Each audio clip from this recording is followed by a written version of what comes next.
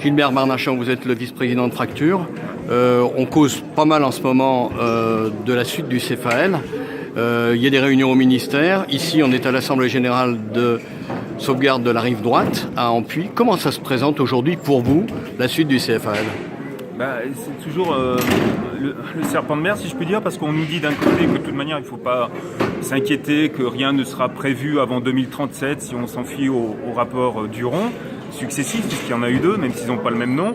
Nous, on dit simplement que quand on regarde le rapport de Madame Maud dans le cadre du nœud ferroviaire lyonnais, elle considérait que le CFAL était un intrant.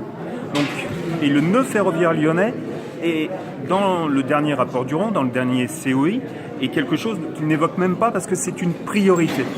Donc, nous, on est inquiets parce que si le nœud ferroviaire lyonnais est une priorité, le CFAL en est donc une aussi. Donc il faut faire extrêmement attention. Monsieur Vidaliste avait pris une décision ministérielle le concernant, validant le fuseau qui avait été choisi précédemment, mais retenant malgré tout sa décision vis-à-vis de l'étude de danger de Ciblin qui n'est toujours pas sortie. Et on souhaite bien que de toute manière, le CFAL ne se fasse pas dans les conditions telles que prévues. Quels sont les pouvoirs d'action, quels sont les moyens d'action pour développer un rapport de force qui fasse que les habitants soient entendus ?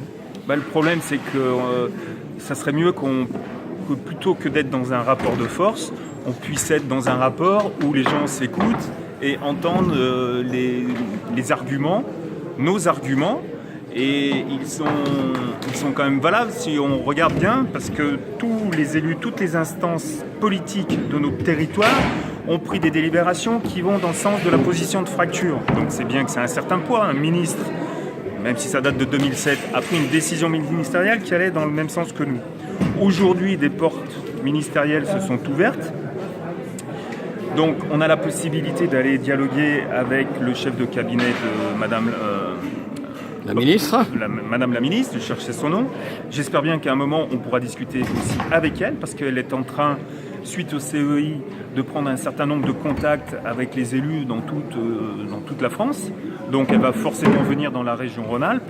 Et j'espère bien que nous, en tant que citoyens, on sera à un moment également entendus et que nos élus seront entendus et que nos élus, peut-être, nous fassent participer à ces rencontres, à ces discussions.